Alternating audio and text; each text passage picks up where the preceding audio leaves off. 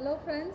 So, we've invited everybody to give an update on what is happening with our case, our harassment case, and also to clarify a lot of doubts, misconceptions, rumors, and all kinds of misinformation that has been spread about our team, members of our team, about the case, and stuff like that. So, I will let Nitin Satpute, Mr. Nitin Satpute, he's my advocate and he's handling my case. I will let him give you the update on the case to begin with, and then I'll add a few things to it, and then we will leave the floor open for questions.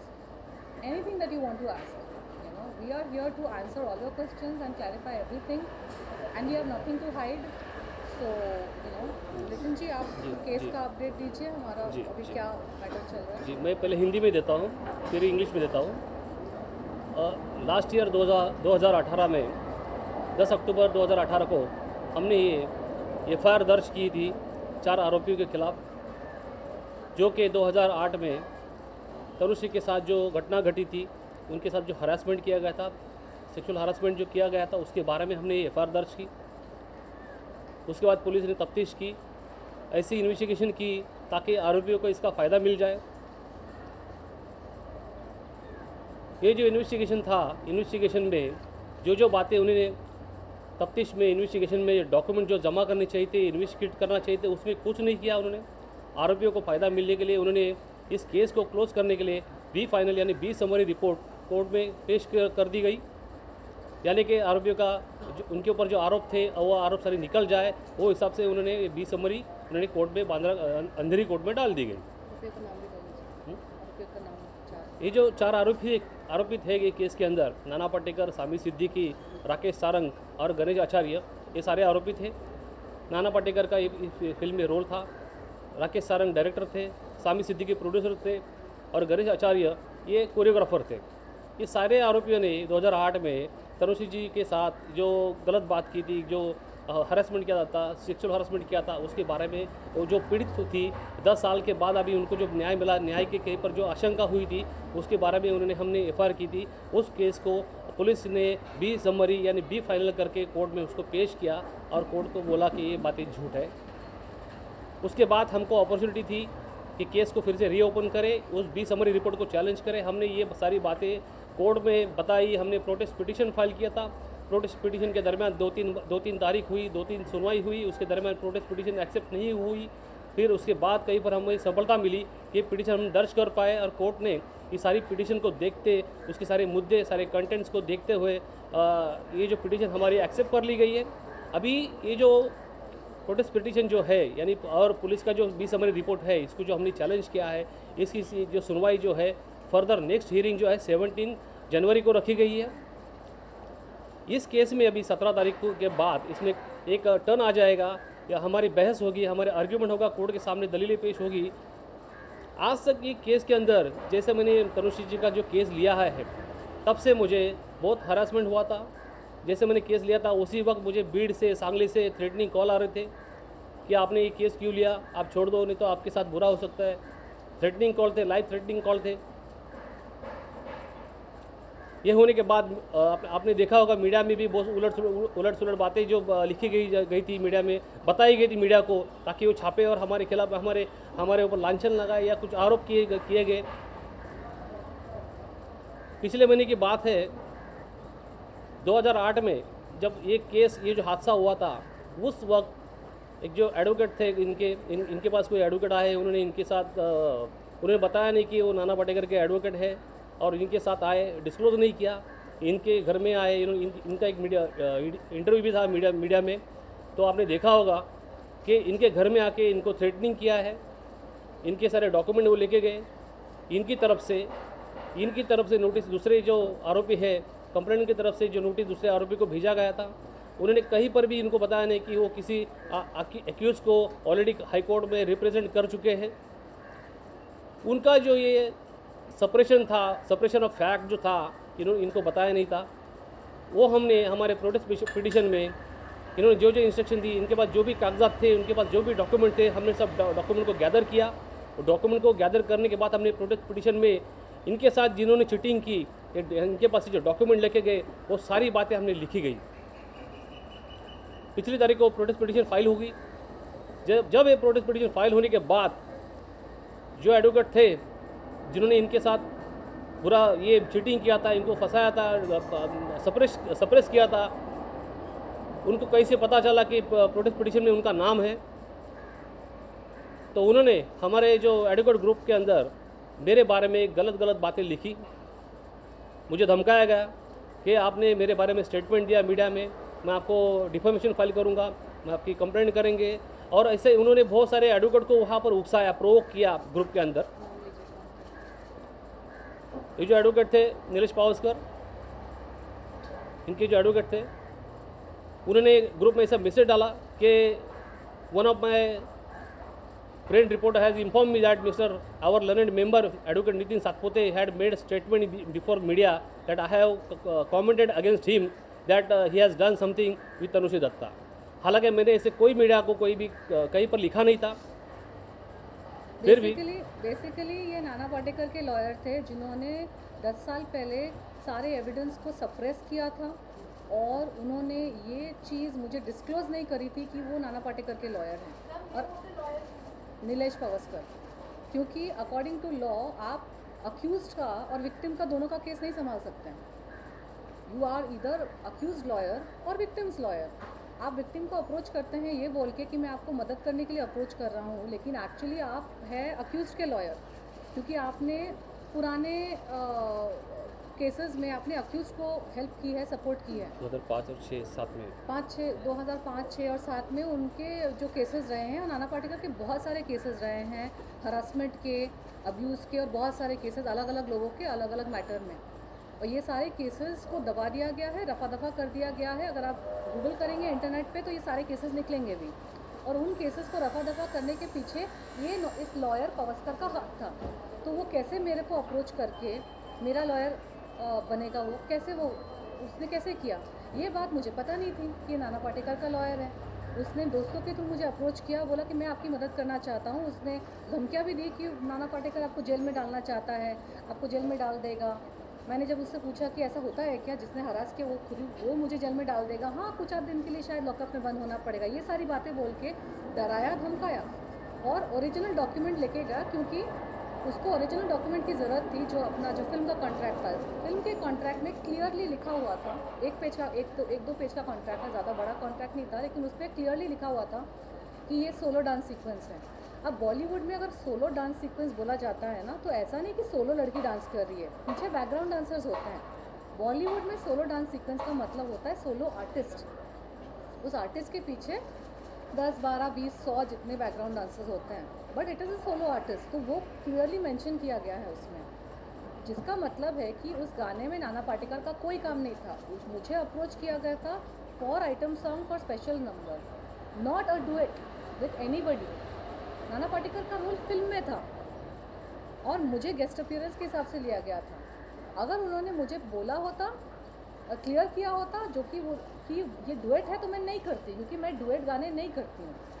मैंने एक film में duet गाना किया होगा शाहिद कपूर के साथ, बाकी ये आइटम सॉन्ग था। और ये चीज़ पूरी क्लियर कॉन्ट्रैक्ट में लिखी हुई थी, और उसमें अलग से भी मैंने चेंजेस करे थे, जिसमें मैंने बोला था कि कॉस्ट्यूम और डांस स्टेप मेरे कंफर्ट के हिसाब से होंगे, जो कि बॉलीवुड में इतने साल स्पेंड करके मुझे इतनी तो अकल हो ही गई थी कि ये सारी चीज़ें भी कॉन्ट्रैक्ट में होनी चाहिए, कि आपको सेट पे आप ये ना बोले आप कुछ भी पहन लो, मत पहनो, ये मत पहनो, वो मत पहनो। ये मेरे एक्सपीरियंसेस हो चुके हैं, तो इसकी वजह से मैंने वो भी स्पेसिफाई कर दिया था कॉन्ट्रैक्ट में।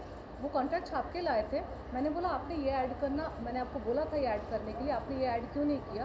तो प्रोड्यूसर और डायरेक्टर आए थे, उन्होंने बोला आप पेन से ऐड कर दो, फिर सिग्नेचर कर दो, हम भी साइन कर देते हैं। तो उस कॉन्ट्रैक्ट में साइड में पेन से भी लिखा हुआ था कि ये कोरियोग्राफी और कॉस्ट्यूम्स और मूवमेंट्स वगैरह मेरी कंफर्ट लेवल के हिसाब से होंगे, और उसमें उनके सिग्नेचर थे और मेरे सिग्नेचर थे।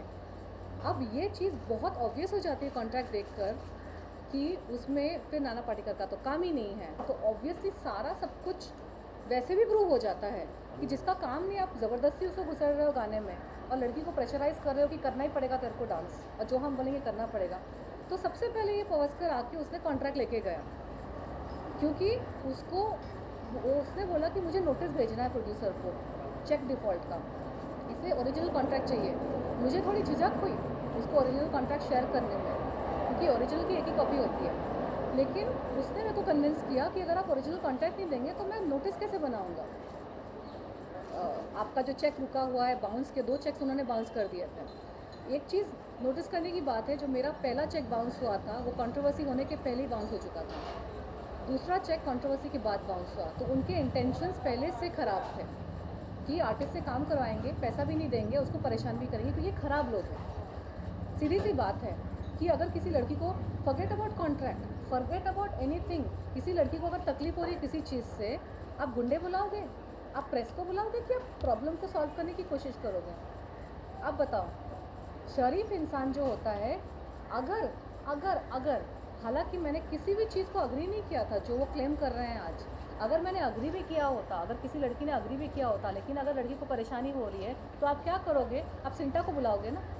उन्होंने सिंटा को फ़ोन किया? वो कहते हैं कि मैं अनप्रोफेशनल हूँ, मैं वैन से नहीं निकली, उन्होंने सिंटा को क्यों नहीं फ़ोन किया? जब कोई आर्टिस्ट सेट पे काम कर रहा होता है और अगर आर्टिस्ट परेशान कर रहा है प्रोड्यूसर डायरेक्टर को, तो आप पहले मीडिया को बुलाओगे, आप पहले बाहर के लोगों को बुलाओगे कि आप सिंटा को फ़ोन करोगे? मैं हमेशा से सिंटा की मेंबर रही हूँ, नाना पाटेकर भी सिंटा के मेंबर है, जो डायरेक्टर और प्रोड्यूसर एसोसिएशन के मेंबर है। उन्होंने तब सिंटा को या एसोसिएशन के मेंबर्स को फ़ोन क्यों नहीं किया? क्योंकि मैं उनको परेशान नहीं कर रही थी, वो मुझे परेशान कर रहे थे। जो चीज़ उन्होंने नक्की करी थी कॉन्ट्रैक्ट के वक्त, वो फॉलो नहीं कर रहे थे। वो ज़बरदस्ती मुझ पे प्रेशर डाल रहे थे, ये करो फिर वो करो, एक के बाद एक बात आगे बढ़ रही थी। पहले उस नाना पाटेकर का सेट में होना ही नहीं था, अब उसको सेट में उन्होंने डाल दिया, मेरे बोलने के बावजूद कि भैया ये क्या कर रहा है, मुझे घूर रहा है, परेशान कर रहा है, आसपास चिपक रहा है, इसको हटाओ। मैं उसको नहीं हटाया, उसके ऊपर उसका गाना डाल दिया, उसके डांस स्टेप डाल दिए, तो परेशान वो मुझे कर रहे थे। क्योंकि अगर मैं उनको परेशान कर रही होती तो सिंटा को बहुत पहले फ़ोन गया होता, उन्होंने फ़ोन नहीं किया सिंटा को। मैंने हरासमेंट एपिसोड के बाद गाड़ी तोड़ फोड़ हो गई, जर्नलिस्ट इतनी मीडिया वहाँ पे जमा हो गई, बाकी के लोग जमा हो गए, मनसे और ये वो। अब ये बोल रहे मनसे के लोग नहीं थे, दुनिया को पता है कि नाना पाटेकर और मनसे के ताल्लुकात थे 2008 में, तो इसको बुल्लू बना रहे हो, सबको पता ही है। तो क्या आर्टिस्ट जब परेशान करती है तो इन लोगों को बुलाया जाता है सेट पे? तो ये हरासमेंट नहीं है? ये बोलते हैं डेजी शाह बोलती है नहीं वो दूर दूर खड़े थे। अच्छा, ये है डेफिनेशन क्या हरासमेंट का? वो खड़ा ही क्यों था वहाँ पे? और मेरी बाहें पकड़ के खींचना ये हरासमेंट नहीं है? जब तुमका होना ही नहीं है, मुझे प्रेशराइज करना, गाने के स्टेप करना, ये हरासमेंट नहीं है? हरासमेंट की डेफिनेशन क्या होती है? कि जिसने जो काम कमिट नहीं किया है, एक लड़की को परेशान कर करके इतना परेशान करना कि उसका काम ही ख़राब कर दो। और उसके बाद उन्होंने इतनी उल्टी सीधी बातें फैलाई। गणेश आचार्य और ये मेन तो माउथ पीस वही था, उसने मेरे प्रोफेशनल करियर और इंटीग्रिटी के बारे में इतनी उल्टी सीधी बातें फैलाई इंडस्ट्री में कि कोई बड़ा प्रोड्यूसर और बड़ा डायरेक्टर किसी की हिम्मत नहीं हुई मेरे साथ वापस काम करने की। एक ज़माने में मैं एक अपकमिंग एक्ट्रेस हुआ करती थी, मेरी फिल्में रिलीज़ होती थी, चौका ब्लॉक बिजी होती थी, मेरी साल की 3 या 4 फिल्में मैं करती थी और मुझे कभी खुद से जाके काम नहीं मांगना पड़ा किसी से, आगे से लोग आते थे। वो वहाँ से मेरी ये हालत हो गई कि मतलब एक आध मूवी की फिल्मों के जो ऑफ़र आ रहे हैं वो भी इतने फालतू ऑफ़र आ रहे हैं कि भैया इससे अच्छा तो फिल्में नहीं करूँगा। क्योंकि जो अच्छे लोग हैं उनके पास अगर आप जाके मीडिया में आप उल्टी सीधी बातें फैला देते हो कि अनप्रोफेशनल ने वैन में बंद कर दिया था, ड्रग्स कर रही थी, ये सारी बातें सुनकर कौन प्रोड्यूसर मुझे हायर करेगा? वैसे भी लड़कियों के लिए तो स्टैंडर्ड आप लोगों ने मतलब बहुत हाई करके रखा हुआ है। हीरो एक्टर लेट आए, शराब पिए, फालतू के झगड़े करे, मारपीट करे, उनका कुछ फ़र्क नहीं पड़ता है। लेकिन हीरोइन 5 मिनट भी अगर लेट आती है तो उसके करियर पे अफेक्ट पड़ता है। तो आपको लगता है कि कोई बॉलीवुड हीरोइन में इतनी हिम्मत होगी कि वैन बंद करके अंदर बैठ जाएगी? उसको पता नहीं है कि उसका करियर, उसके करियर को बनाने के लिए और बचाने के लिए उसको 100 गुना ज़्यादा मेहनत करनी पड़ती है। और अगर आप वो हो जिसका इंडस्ट्री में कोई माई बाप नहीं है, ग्रैंडफादर नहीं है, गॉडफादर नहीं है, गॉड बॉयफ्रेंड, जो भी इन लोगों के चलते हैं, कुछ नहीं है, अपने बलबूते पे लड़की आई है मुंबई शहर में, मिस इंडिया कॉन्टेस्ट और Bollywood Miss India contest, Miss Universe contest जीत के मैंने अपना मुकाम हासिल किया, जिसकी वजह से मुझे बॉलीवुड में चांस मिला। इतना कुछ कर कर आके मैंने एक छोटा सा अपना करियर तैयार किया था। सुपरस्टार भी बनी नहीं थी, ऐसा नहीं कि बहुत हाई लेवल पे खेल रही हूँ। एक मध्यम वर्ग था मेरा बॉलीवुड में कि काम आ जाता था, साल की 2-3 फिल्में आ जाती थी, एक आध आइटम सॉन्ग्स कर लिए तो इनकम मेरी सप्लीमेंट हो जाती थी। फिल्मों में उतनी इनकम नहीं होती थी, नहीं देते थे मुझे। तो मैंने बोला भैया ठीक है आइटम सॉन्ग कर लेती हूँ, आइटम सॉन्ग में शोज़ मिलते हैं, तो जो फिल्मों से नहीं कमा पा रही हूँ बाकी शोज़ वगैरह करके कमा लूँगी। घर बनाया मैंने, अपना फ्यूचर मुझे सिक्योर करना था। सोचा था 4-5 साल काम करूँगी फिर शादी कर लूँगी, ये मेरे सपने थे। बस इतनी ही मेरी इच्छा थी। मुझे नहीं बनना था सुपरस्टार, मेगा स्टार, फलाना ढिमकाना, मैंने कभी सोचा ही नहीं था। बस इतनी छोटी सी मेरी ज़िंदगी थी, 5-6 साल काम करूँगी, इतना पैसा जुगाड़ करूँगी कि मेरी लाइफ आगे की सेट हो जाए, प्यार हो जाएगा, शादी हो जाएगी, बच्चे हो जाएंगे, बस इतनी की अपेक्षा थी। उसके ऐसे लोगों के चक्कर में पड़ के सब कुछ खराब हुआ। इतना बदनाम किया इन लोगों ने मुझे, इतना बदनाम किया, इतनी गंदी गंदी बातें मेरे बारे में बोली, इतनी गंदी गंदी बातें। क्यों? अपने गुनाह को छुपाने के लिए। और उस वक्त जब मैं उनको मना कर रही थी कि नहीं ये गलत है, आपका यहाँ पे होना नहीं है, तो उनको ईगो में हर्ट हो रहा था कि ये क्या लड़की है हमको मना कर रही है, ये ईगो अहंकार है। तो आज फंसो केस में। तुम्हारे अहंकार के लिए तुमको लगा कि तुम किसी लड़की का करियर ख़राब कर दोगे, तुम किसी लड़की की ज़िंदगी ख़राब कर दोगे, उसके बारे में उल्टा सीधा बोल के उसके सारे जो सूत्र हैं इनकम के वो बंद कर दोगे। तुमने ये नहीं सोचा कि एक दिन वो शायद आएगी वापस। वही हुआ ना फिर पिछले साल। और पुलिस तो, हमारे देश की पुलिस का तो फिर बात ही क्या है। आज तो सब देख रहे हैं उनके कांड हरकतें। समरी रिपोर्ट फाइल कर दी, इतने सारे एविडेंस हमने जुगाड़ करके उनको जमा करे। मीडिया में एविडेंस आई, जो विटनेसेस है मीडिया में आके उन्होंने सब कुछ बोला, अपना पक्ष रखा। सो मोटो आए, हाँ, सो मोटो आए एंड पूरी पब्लिक, इंडिया की पब्लिक ने विटनेसेस को सुना, इंडिया की पब्लिक ने देखा गाड़ी तोड़फोड़, वो हरासमेंट नहीं था। आपके सेट पे गुंडे आके आपकी हीरोइन की गाड़ी तोड़ रहे हैं आप ही के सेट पे, और उसकी कंप्लेंट करने के बाद ये 2+2 4 नहीं होता कि हीरोइन ने कंप्लेंट करी कि उसको तकलीफ़ हो रही है, फिर शूटिंग रुक गई, फिर मीडिया वाले आ गए, फिर वो वहाँ से निकल रही है और गाड़ी गुंडों ने आके 2+2 4 करना तो सबको आता है ना। तो क्या पुलिस का तो काम ही 2+2 4 करना, उनका तो काम ही इन्वेस्टिगेट करके मैटर की तह तक पहुंचना। लेकिन नहीं ना, अब उनके पास करोड़ों रुपए हैं और मेरे पास तो है नहीं करोड़ों रुपए, क्योंकि अगर मुझे मौका दिया गया होता काम करने का तो मेरे पास भी आज करोड़ों रुपए होते ना। आज मेरे पास करोड़ों रुपए होते तो मुझे शायद जस्टिस मिलती, शायद मुझे इज़्ज़त भी ज़्यादा मिलती। भैया आजकल तो मुझे तो समझ में आ गया, दुनिया की रीत मैंने देख ली। पैसे होते हो तो इज़्ज़त देते हैं लोग, पैसे होते हैं तो जस्टिस इंसाफ भी मिलता है, और पैसे नहीं हो तो आपको इंसाफ भी नहीं मिलेगा, ना ही इज़्ज़त मिलेगी। तो है उनके पास पैसे, और पैसे कहाँ से है? नाम फाउंडेशन गरीब फार्मर्स के नाम पे करोड़ों करोड़ों रुपए लेती हैं कॉरपोरेट से। ये जो नाना पाटेकर का नाम फाउंडेशन है, ये जो इमेज उसने बना के रखी है ना कि मैं तो बहुत गरीब हूँ, मैं तो एक घर में रहता हूँ, ये ढकोसला है, झूठ है। ये दुनिया को दिखाने के लिए है कि हम कितने विनम्र हैं, कि कुछ नहीं, ये ढकोसला है। आप लोगों को उल्लू बनाना सबसे आसान काम है। सफ़ेद टोपी पहन लो, सफ़ेद कुर्ता पहन लो। अरे भाई सफ़ेद कुर्ता तो वो भी पहने हुए था, क्या उसका नाम था, आसाराम बापू। सफ़ेद कुर्ता पहन लो, एक मंदिर के सामने हाथ जोड़ के खड़े हो जाओ, बस संत बन गया। तुम जाके देख रहे हो वो जो पैसा कलेक्ट कर रहे हो, पैसा कहाँ जा रहा है? फार्मर्स के नाम पे करोड़ों रुपए उसके नाम फाउंडेशन में आए हैं, कहाँ गया? कुछ महीने पहले मैंने सुना, हाँ फ्लड विक्टिम्स के 500 घर बन रहे हैं। तुमने जाके चेक किया तो घर कहाँ है, बने कि नहीं घर? किसी ने जाके चेक किया? ये एक के बाद एक गुगली मारता है नाना पाटेकर, और तुम लोग बिलीव भी करते हो। हाँ, मैं कल बोलूँगी मैं टिम्बकटू की महारानी हूँ, मानोगे तुम लोग? मेरा चांद पे एक महल है, मैंने भी चांद पे महल बनवाया है। इसने 500 घर बनवाए ना यहाँ पे, मैंने ब्रह्मांड में 500 एलियंस के लिए घर बनवाया है। मानोगे तुम लोग? नहीं। किसने जाके देखा? 500 घर बनाए हैं, लेकिन 500 घर के लिए फंड तो कलेक्ट किए हैं फॉर श्योर। एनजीओ चलाने वालों का की कोई छांट और ताक-झाँक नहीं होती यहाँ पे। किसके नाम पे पैसा ऐंठ रहे हैं और कहाँ वो पैसा जा रहा है। बैंक अकाउंट चेक करके देखा है कि वो पैसा सच में फार्मर्स पे जा रहा है कि नहीं। हमारे देश में जो फार्मर्स हैं गरीब, इतने गरीब है कि उनको 2 वक्त की रोटी नसीब नहीं होती। उनके 4-5 बच्चे, बड़ी फैमिलीज़ होती है, इतना प्रेशर उन पे ऊपर होता है कि फाइनली उनको लगता है भैया सुसाइड ही कर लेते हैं, क्योंकि बच्चों को भूखा मरते नहीं देख सकते हैं। ऐसे लोगों के नाम पे इसने पैसा ऐंठा है। और ये जो एनजीओज़ है सिर्फ इंडिया से उनको फंडिंग नहीं मिलती है, यूरोप, अमेरिका से, eastern union, everywhere through out the world, Australia से फंडिंग, डॉलर्स में फंडिंग मिलती है, पाउंड्स में फंडिंग मिलती है। एनआरआईज जो बैठे हुए हैं इंडिया के बाहर, मेरी बात अलग है, लेकिन मैक्सिमम जो एनआरआईज हैं अच्छी पोजीशन पे बैठे हुए हैं, उनके लिए 2-4 हज़ार डॉलर्स कोई बड़ी बात नहीं है, डाल देते हैं फाउंडेशन पे। क्यों? अच्छा फलाना नेशनल अवार्ड विनर का फाउंडेशन है, झूठ थोड़ी बोलेंगे, डाल देंगे।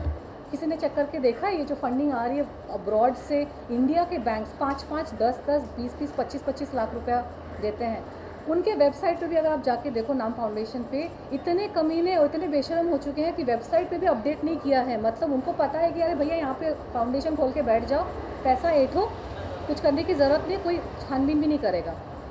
और यहाँ वहाँ खिला पिला के सबको खुश रखा है। कोई रिकॉर्ड्स नहीं है, कोई there is no documentation, there is no proof of any work being done. Farmers, गरीब किसानों के नाम पे पैसा ऐंठा जा रहा है और गरीब आज भी सुसाइड कर रहा है। और करते क्या है, साल में एक बार एक प्रेस कॉन्फ्रेंस करेंगे, जैसा कि हम कर रहे हैं। उस प्रेस कॉन्फ्रेंस पे 200 विधवाओं को बुलाएंगे, उन 200 विधवाओं को 15-15 हज़ार रुपये कैश देंगे और 500 या 200 रुपये की साड़ी देंगे और एक सोइंग मशीन, और तुम कमा रहे हो करोड़ों रुपया। और लाखों और सैकड़ों की तादाद में फार्मर सुसाइड कर रहे हैं, और तुम क्या कर रहे हो, साल में एक प्रेस कॉन्फ्रेंस जिसमें 200 विधवाओं के गले लग के तुम फोटो खींच रहे हो। चुतिया बना के रखा है क्या? मैं तो नहीं हूँ, लिखा नहीं मेरे ऊपर, देशवासियों को बना रहे हो, but I am intelligent enough to understand what is going on. करोड़ों बैंक एक टाइम पे जो बैंक पैसा डालती है ना नाम फाउंडेशन में, 5, 10, 25 लाख। CSR स्कीम के बारे में पता है आप लोगों को? कॉर्पोरेट सोशल रिस्पॉन्सिबिलिटी, जिसमें 3% हर कॉर्पोरेट को देना पड़ता है टूवर्ड्स सोशल कॉजेस। वो पैसा आप गवर्नमेंट को डिपॉजिट कर सकते हो, या फिर वो पैसा आप इंडिविजुअल NGO में डाल सकते हो, and you can show the receipt to the government. वो गवर्नमेंट ने उसकी फैसिलिटी रखी है कि आप हमको नहीं देके, आप NGO को देके आप ना टैक्स रिबेट आप ले सकते हो। इस चीज़ का फ़ायदा उठाते हैं इस तरह के लोग। गरीब फार्मर्स के नाम पे लोगों का दिल तो पगलता है। जो अच्छा कमाते हैं, जो ईश्वर ने जिसको दिया है वो देता भी है। मैंने भी बहुत किया है, बताया कभी किसी को। मेरे दिनों में जब मैं फिल्में, आइटम सॉन्ग जो काम करती थी, हालांकि दूसरी हीरोइन के कंपैरिजन में बहुत कम कमाती थी, लेकिन मेरे हाथ हमेशा खुले रहते थे। मैंने भी किया है, लेकिन कभी किसी को बताया नहीं। जो करते हैं ना, वो इतना ढकोसला नहीं करते। हाँ, कभी कभार सेलिब्रिटीज़ को थोड़ा बहुत PR करना पड़ता है, बिकॉज उनकी वजह से बाकी फंडिंग आती है, लेकिन ये वो मामला नहीं है। ये इसके खाते में जा रहा है, इसको देख के दूसरे सेलिब्रिटीज़ इसके खाते में डालते हैं, इसके NGO में डालते हैं। लेकिन काम के नाम पे आपने सिर्फ प्रेस कॉन्फ्रेंसेस देखे हैं इसको। प्रेस कॉन्फ्रेंस में गरीब विधवा को गले लगा के फ़ोटो खींचते हुए, उस गरीब विधवा के घर में जाके उसने उसका घर बनाया कि नहीं, आपने देखा? करोड़ों रुपए आते हैं बैंक से, हर जगह से, कोई हिसाब नहीं है। तो इन लोगों के लिए पुलिस को खरीदना कौन सी बड़ी बात है? ये किसी को भी खरीद सकते हैं। तो where is the justice? How do you decide whether the case is true or not? If you want to do the investigation, you will do the investigation because it is so obvious, you can tell. But if you don't want to do the investigation, you can close any case. So now the case has gone to the court. मेरा वक्तव्य ये है कि तुम चाहे पैसा खिला के तुम कितने दिन बचोगे? तुमने यहाँ पैसा खिलाया, आगे भी पैसा खिलाओगे, किसको खिलाओगे? तुम्हारा पैसा तो जा रहा है ना, नुकसान तो हो रहा है ना तुम्हारा। मैं वैसे ही खींचती रहूँगी, 10 साल तक खींचूंगी। कितनों को तुम दोगे? वैसे भी हराम का पैसा है, खून लगा है इस पैसे पर। जिसके पास भी जाएगा ना, उसकी कभी खुश नहीं रह सकता वो। जो गरीब इंसान के, गरीब फार्मर का जो पैसा है वो ईश्वर की तरफ से उसके लिए आया था, तुम्हारे लिए नहीं आया था। इससे बड़ा पाप नहीं है कोई कि जो इंसान मर गया वो खुदकुशी करके मर गया, जो सबसे बड़ा गुनाह है इस कायनात में, सबसे बड़ा गुनाह है खुदकुशी, लेकिन उसको वो गुनाह करना पड़ा। Not only murder, it's not just murder which is a sin, also suicide, because suicide is self murder. But you know what, I don't blame those people. उनके हालात ऐसे ख़राब हो जाए, जो भी सुसाइड करते हैं ना, बच्चे करते हैं फेल होके, लोग करते हैं परेशान होके, उनकी गलती नहीं होती है, उनके हालात वैसे हो जाते हैं कि उनके पास कोई रास्ता नहीं दिखता है। और तुम्हारी वजह से, तुम्हारे अहंकार और तुम्हारे ग्रीड की वजह से, लोभ की वजह से उस इंसान को अपनी खुद की जान लेनी पड़ी, क्योंकि उसके नाम पे जो पैसा आया तुमने खुद ऐंठ लिया, खून लगाए उस पैसे पर। वो किसी के पास भी जाएगा, किसी को भी वो घूस के हिसाब से जाएगा ना, उसकी ज़िंदगी तबाह हो जाएगी। कितना घूस दोगे तुम? कितना, बहुत पैसा है तुम्हारे पास, शायद 4 जनरेशन के लिए पैसा है, तुम खरीद सकते हो पूरे पुलिस को, पूरी जो लॉ एंड जस्टिस सिस्टम को खरीद सकते हो, भगवान को नहीं खरीद सकते। पाप पे पाप, तुम्हारे पाप का घड़ा भर रहा है, और फूट के जब निकलेगा ना उसको तुम पे नहीं कर पाओगे। तो है, ऐसे लोग के लिए क्या बात है, 20 समरी रिपोर्ट और ये समरी और वो समरी। हमारा को ये तो रीत चली आ रही है हमारे कंट्री में। और लड़कियों के पास एक तो मानसिक बल भी कम होता है लड़ने, उस तरह से अग्रेसिवली लड़ने के लिए। मैं लड़ रही हूँ, ईश्वर की कृपा है। पिछले साल आप लोगों ने सब देखा, क्या कुछ बातें नहीं बोली, क्या कुछ नहीं बोला मेरे बारे में, गंदी गंदी बातें, यू नो, ऐसी ऐसी बातें कि मतलब सुन के गंदा फील होता है। आगे कर दिया घटिया लोगों को आगे कर दिया। क्यों? क्योंकि उनको जीतना था। 10 साल पहले भी उनको जीतना था, 10 साल पहले भी उन्होंने उल्टी सीधी बातें करी, मेरा करियर ख़राब हुआ सब। तो आज भी उनको अपनी गलती नहीं माननी है, और मैं तो फिर भी खड़ी हूँ, लड़ रही हूँ, क्योंकि नितिन जी की वजह से ये मुझे हिम्मत देते आए हैं पिछले साल से। मैं कितनी बार उनको फ़ोन करके रोई हूँ, नितिन जी वैसा नहीं होता मुझसे, अब नहीं सहा जाता, ये इन्होंने ये बोल दिया गलत, ये इन्होंने ये कर दिया, वो कर दिया, ये हो गया। और नितिन जी बोलते हैं हम हैं ना तुम्हारे साथ, तुम खड़े रहो, आपको बस केस लड़ना है, हम जीत के आएंगे, हम जीतेंगे, और पूरे कंट्री में ये एग्जाम्पल फैलेगा। तो एक ऐसे लोग हैं, आशीष इनका असिस्टेंट है, और दिव्या, इनकी वजह से मैं खड़ी हूँ। एक लड़की में उतनी हिम्मत नहीं होती है, इतना यहाँ से थ्रेट आ रहा है, वहाँ से थ्रेट आ रहा है, करियर की बैंड बजी हुई है, काम ख़राब हो गया। अच्छा, करियर और काम ख़राब हो जाता है ना, तो ये चीज़ बोलने की ज़रूरत नहीं है, और भी बहुत सारे कॉम्प्लिकेशंस आ जाते हैं लाइफ में। आपके दोस्त मुकर जाते हैं, जो आपके बेस्ट फ्रेंड्स और प्यार मोहब्बत की दुआई देते थे, वो धीरे धीरे छट जाते हैं, यू नो। जो लोग आपको इज़्ज़त देते थे उनकी इज़्ज़त भी कम हो जाती है, वो भी दुख होता है, यू नो। बहुत सारी चीज़ें होती है। आपकी एक फाइनेंशियल कैपेबिलिटी हुआ करती थी कि कभी सोचना नहीं पड़ता था कि कुछ खरीदने से पहले या कुछ करने से पहले। अब 10 बार सोचती हूँ, अपनी चादर में रहने की कोशिश करती हूँ, रहना पड़ता है अपनी चादर में, क्योंकि अब मेरी चादर बहुत छोटी हो गई है ना। एक ज़माने में हीरोइन हुआ करती थी, फिल्म शूटिंग, ये वो, फिल्म्स कर रहे हैं, आइटम सॉन्ग कर रहे हैं, तो शोज़ भी आ रहे हैं, अच्छी ज़िंदगी है। अब वो सब धीरे धीरे घट घट के कम हो गया। अब जो थोड़ा बहुत मुझे मिलता है उसमें मुझे मैनेज करना पड़ता है। ये सारी चीज़ें हो जाती है। क्यों? क्योंकि इन 4 लोगों का अहंकार, इनके अहंकार ने इनको अलाउ नहीं किया अपनी गलती मान के बैकआउट हो जाओ। इसको हमने जिस चीज़ के लिए काम हायर किया था, इस लड़की को जिस चीज़ के लिए हमने काम दिया था, बस अपना काम करे और घर चले जाए। चेक्स भी बाउंस करा दिए मेरे। ये तो मैं, बिकॉज़ मेरे आसपास के लोग मुझे मिल गए पिछले साल, जो मुझे शक्ति देके मुझे खड़ा किया है अभी भी, और मैं प्रार्थना कर के अपने आप को मेंटेन किए हुए हूँ। बिकॉज़ आप लोगों को तो पता है मेरी स्पिरिचुअल जर्नी उसके बाद से ही शुरू हुई, क्योंकि आपको समझ में नहीं आता जब आपकी पूरी बसी बसाई लाइफ जब ख़राब हो जाती है ना एक बार में, अच्छी फिल्मों के ऑफर्स नहीं आ रहे, अब ख़राब फिल्में करनी नहीं है, क्योंकि ख़राब फिल्में के सेट पे जाऊंगी तो यही नाना पाटेकर और गणेश आचार्य ऐसे वाले लोग मिलेंगे। दूध का चला छाछ को भी फूक फूक के पीता है। इस इंसिडेंट के बाद मेरी हिम्मत होगी किसी छोटी मोटी फिल्म में जाने के लिए? क्या पता है इनके जैसे लोग मिलेंगे, और निकल गए ना, they got away with it. अगर तब मुझे जस्टिस मिली होती तो शायद मैं फिल्में नहीं छोड़ती। जस्टिस नहीं मिली ना मुझे, तो मुझे, मेरे दिल में तो वहम बैठ गया कि अब सबको लगेगा कि हम भी परेशान करके पार निकल सकते हैं। अब मुझे ऐसा नहीं लगता, क्योंकि अब मेरी बात अलग है। अब मेरी शक्ति कहीं और से आती है, और मैं थोड़ा सोच समझ के मैं डिस्टेंस मेंटेन करके रखती हूँ। लेकिन बहुत नुकसान किया इन लोगों ने, इनको मैं नहीं छोड़ने वाली। कितनी बार समरी रिपोर्ट फाइल करेंगे, कितनी बार केस क्लोज करेंगे, थक जाएंगे केस क्लोज कर करके। मैं नहीं थकूंगी, मैं उसको दोबारा मैं खोलती रहूँगी केस। सुप्रीम कोर्ट तक जाएंगे। हाँ, लोअर कोर्ट, सुप्रीम कोर्ट, कहाँ जाना है। मैं जब तक जान नहीं खा जाती ना इन लोगों की, मैं तब तक केस लड़ती रहूँगी। इन्होंने मुझे परेशान किया है ना, और मैं तो यंग हूँ अभी भी, इनकी उम्र बढ़ी जा रही है, इनकी हिम्मत टूट जाएगी मुझसे लड़ते लड़ते। अभी सरेंडर कर दें ताकि आगे की ज़िंदगी चैन से जी पाएंगे।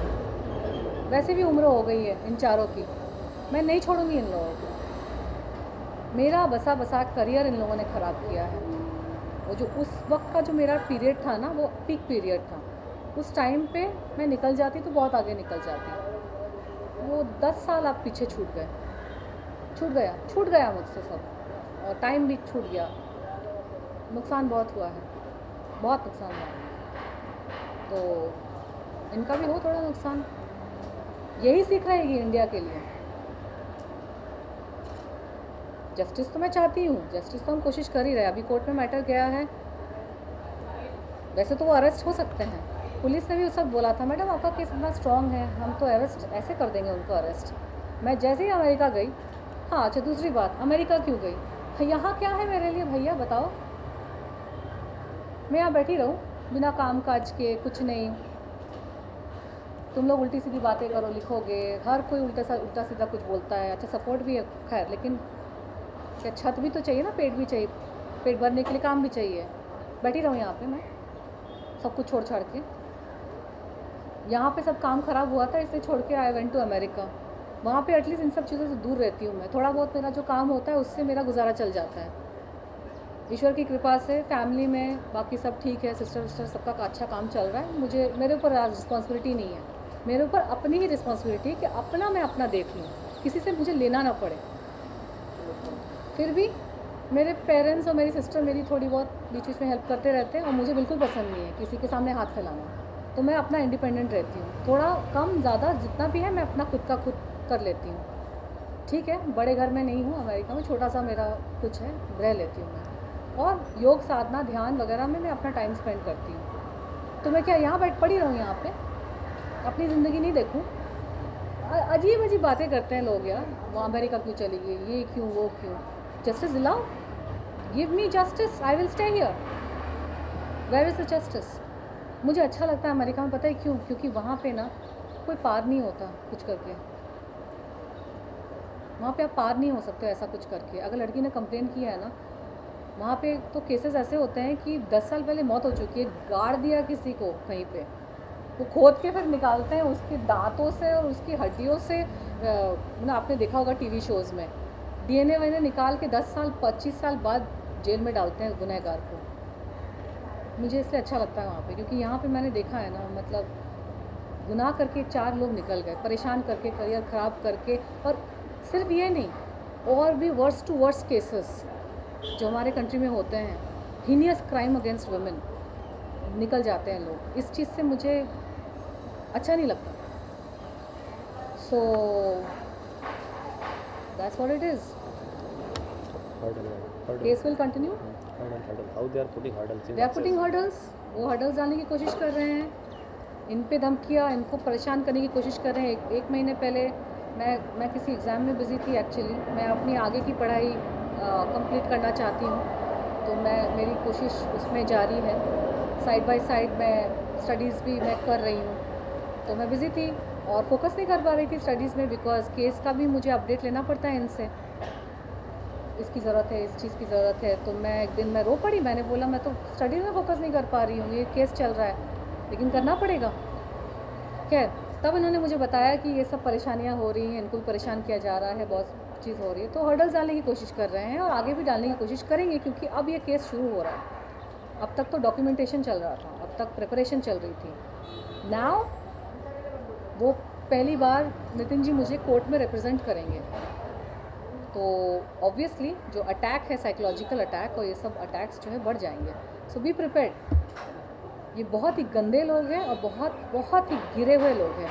इनका स्तर नहीं है नीचे जाने का। कितनी हद तक गिर सकते हैं ये, एक लड़की को बदनाम करने के लिए, एक लड़की के बारे में उल्टा सीधा बोलने के लिए और जीतने के लिए किसी भी स्तर तक गिर सकते हैं। उन्होंने मेरे ऊपर भी कितने सारे लांछन लगा दिए, क्या कुछ नहीं बुला दिया मुझे। अब इनकी बारी है झेलने की। मैंने इनको पहले से बोल के रखा था, नितिन जी मेरे ऊपर से बहुत कुछ गुजरा है, आपने देखा है, क्या कुछ उन्होंने नहीं बोला। आप ये मत समझिए कि आपको छोड़ने वाले हैं, क्योंकि इनको समझ में आ गया है कि मेरे पीछे ये खड़े हैं, तो अभी इनको गिराने की ज़रूरत है।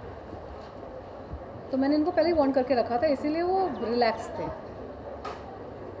और दूसरी चीज़, एक और चीज़ मुझे सबसे ख़राब लगती है कि ये जो अक्यूज़्ड है ये अभी भी फिल्म इंडस्ट्री में काम कर रहे हैं। मेरे पास काम नहीं है, लेकिन इनको फिल्मों को फिल्में मिल रही है। गणेश आचार्य, शाहिद कपूर से लेकर अभी ये कौन सी फिल्म रिलीज़ हो रही है, सूर्यवंशी में काम कर रहे हैं। मतलब तुम लोगों को अकल नहीं है क्या? बॉलीवुड वाले लोगों को ईमान और धर्म बेच के खा चुके हो क्या तुम लोग अपना? पैसे में इतने लत हो गए हो तुम लोग कि तुमको सही और गलत का कोई ज्ञान नहीं है। Ganesh Acharya is mainly responsible amongst these 4 accused for spoiling my career, for spoiling my livelihood and for spoiling my life. मेरी ज़िंदगी थी बॉलीवुड यार, मेरा पैशन था। जैसे तुम लोगों को फिल्में बनाना पसंद है, तुमसे अगर वो छीन लिया जाए तो तुमको कैसा लगेगा? तुमको एक्टिंग करना पसंद है, तुमने मुकाम हासिल किया, तुमसे वो एक दिन छीन लिया जाए तो तुमको कैसा लगेगा? दिल टूटता है, बहुत ख़राब लगता है। आपका काम, क्योंकि जो काम है ना वो मेरा काम ही मेरा भगवान था। जब काम कर रही थी तो ये स्पिरिचुअलिटी, योगा वगैरह ज़्यादा नहीं था। स्टडीज़ थोड़ा बहुत पढ़ती थी, लेकिन इतना ज़्यादा इन्वॉल्व नहीं थी, ज़्यादा पूजा पाठ में भी इन्वॉल्व नहीं थी। मेरा काम ही मेरा भगवान था, उसमें मुझे सुकून मिलता था, उसमें मुझे शांति मिलती थी, उसमें मुझे योग जैसी फीलिंग आती थी, मेडिटेटिवनेस उसमें आता था जब मैं कैमरे के सामने डांस कर रही हूँ, एक्टिंग कर रही हूँ। छीन लिया इन लोगों ने मुझसे। तुमको ये नहीं समझ में आता कि तुमसे अगर कोई छीन ले तो तुमको कैसा लगेगा? ऐसे लोगों के साथ काम कर रहे हो। और पब्लिक को पूछना चाहती हूँ, तुम ऐसे लोगों की फिल्में जाके देखना चाहते हो जिसने इतना दिल दुखाया है किसी का, इतना दिल दुखाया है, इतना बदनाम किया, इतना परेशान किया कि लड़की वापस आ ही नहीं पाई फिल्मों में। सब जगह जा के मुझे बदनाम किया, मेरे बारे में उल्टी सीधी अफवाहें फैलाई, लोगों को बोला मेरे साथ नहीं काम करने को। क्यों? क्योंकि उनको अपना गुनाह छुपाना था। और ऐसे लोगों के साथ तुम लोग अभी भी काम कर रहे हो। कीड़े पड़ेंगे तुम लोगों को, कभी खुश नहीं रह पाओगे तुम लोग। पिछले महीने ये जो था, ये सारे हर्डल, जैसे तनुश्री जी ने जो अभी बातें बताई, hurdles in the access of justice, जब 20 समरी हुआ उसके बाद ये आगे ना बढ़े, उनके जस्टिस में उनको एक्सेस ना मिले, इसके लिए कैसे हर्डल डाले जाते हैं, उसका एक ताज़ा एग्जांपल। हमने प्रोटेस्ट पिटीशन फाइल की, उसके अंदर इनके साथ जो हुआ, जिन्होंने इनके साथ सेक्सुअल हरासमेंट किया, उनके गवाह के बारे में, इनको किसी ने चीट किया, उनके नाम, ये सारे होने के बाद पिछले महीने मुझे व्यक्तिगत रूप पे मेरे ऊपर अटैक करने की कोशिश की गई।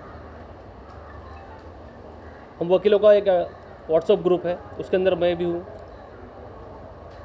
तो कुछ वकीलों का ग्रुप ने यही जब बातें मीडिया में आई कि एडवोकेट ने, उनके जो नाना पाटेकर के एडवोकेट ने इनको अप्रोच करके, इनके पास से डॉक्यूमेंट लेके, इनको डिस्क्लोज नहीं किया, इनको सप्रेस करके, इनको अप्रोच करके, इनको डराया धमका, वो सारी बातें हमने प्रोटेस्ट पिटीशन में लिखी। उसकी कॉपी कहीं से उनके हाथ में लगी, तो वो बातें लिखकर उन्होंने ग्रुप में डाला कि mister advocate Nitin Satpute, learned member, has defame me and he is made a statement in the media. ऐसा करके सबको प्रोवोक किया मेरे बारे में लिखने के लिए, मुझे डराया धमकाया, इनके ऊपर डिफॉर्मेटरी केस फाइल करो, इनके ऊपर केस करो, इनके ऊपर डिसिप्लिनरी एक्शन ले लो, इनके ऊपर बॉयकॉट करो, ये करो वो करो, दुनिया भर का। 2 दिन तक मुझे हरास किया गया। ये मुझे फ़ोन करके बोलते हैं मैं 2 दिन से सोया नहीं हूँ, क्योंकि उल्टी सीधी चीज़ें लिख रहे हैं, इधर उधर से फ़ोन आ रहे हैं। तो जब मैं परेशान होती हूँ तो ये मुझे एडवाइस करते हैं। मैं तो एग्ज़ाम में बिज़ी थी, मैंने बोला नितिन जी मैं एग्ज़ाम में बिज़ी हूँ, लेकिन मैं आपको इतना ही कहना चाहूँगी, आपने जो मुझे बोला था don't be on defence be on offence, अब इनको आपको संभालना पड़ेगा क्योंकि अभी आपकी बारी है अटैक की। इन्होंने मुझे अटैक करके देख लिया, मैंने झेला, मैं फिर भी आगे बढ़ रही हूँ क्योंकि आप लोग सपोर्ट में हैं और भी मीडिया वाले सपोर्ट में, बहुत सारा मेरा सपोर्ट है। अब इनको अब लगता है कि इन पे अटैक करके शायद ये पीछे हट जाए क्योंकि अभी हमारी पहली डेट आ गई है 17 जनवरी को। फर्स्ट टाइम ये कोर्ट में जाने वाले हैं मुझे रिप्रेजेंट करके, तो ऑब्वियसली अभी इनका नाम खराब आर्ग्यूमेंट के लिए, करके it is for argument, first time ये अपना फेस कोर्ट पे दिखाने आर्ग्यू वाले करेंगे। हैं। अब तक तो ये लिखा पढ़ी और डॉक्यूमेंटेशन और पुलिस के साथ ये सब मामला चल रहा था, अब ये जज के सामने जाएंगे तो इनकी बदनामी कर दो, इनका ही रेपुटेशन ख़राब कर दो, तो वो जज तो पहले दिन ही हमारा केस बिल्कुल का जोक बन जाएगा ना।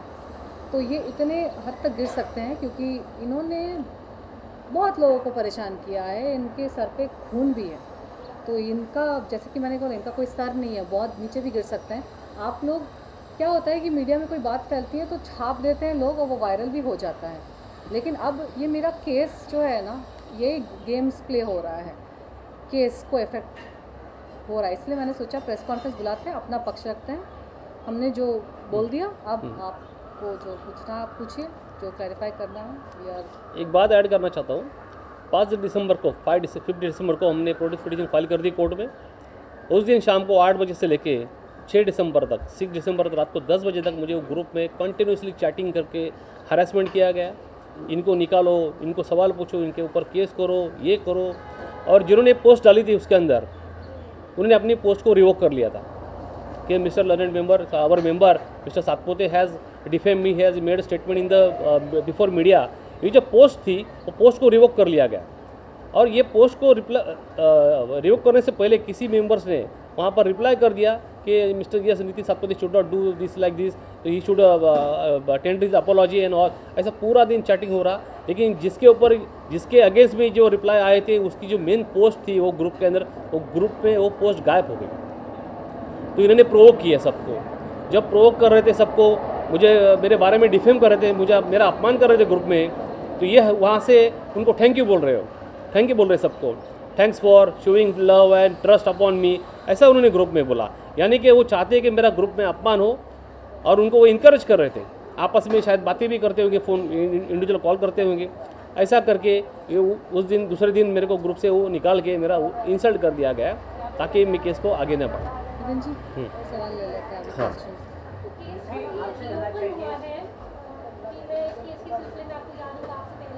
जी,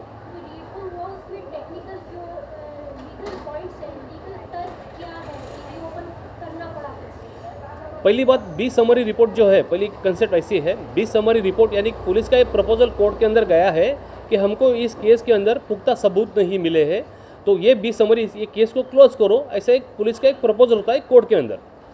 ये 20 समरी रिपोर्ट यानी कि क्लीन चिट नहीं, एक कोर्ट के सामने उन्होंने प्रपोज किया है कि हमारे इसको फाइनल करो, इसको अलाउ करो, ये करने के बाद वो क्लीन चिट होता है। लेकिन अभी ये मामला कोर्ट में है, तो कोर्ट के अंदर जब इसकी विक्टिम होती है, विक्टिम को बुलाया जाता है, यानी कि तनुश्री जी जो विक्टिम है उनको बुलाया गया कोर्ट में, उनको समन्स दिया गया। ये जो पुलिस ने जो रिपोर्ट कोर्ट में पेश की है उसके अगेंस्ट में आपको क्या कहना है, उसके अगेंस्ट में आपको प्रोटेस्ट पिटीशन फाइल करना है क्या, ये पूछा जाता है, तो उसके बाद हमने वो प्रोटेस्ट पिटीशन फाइल कर दी है।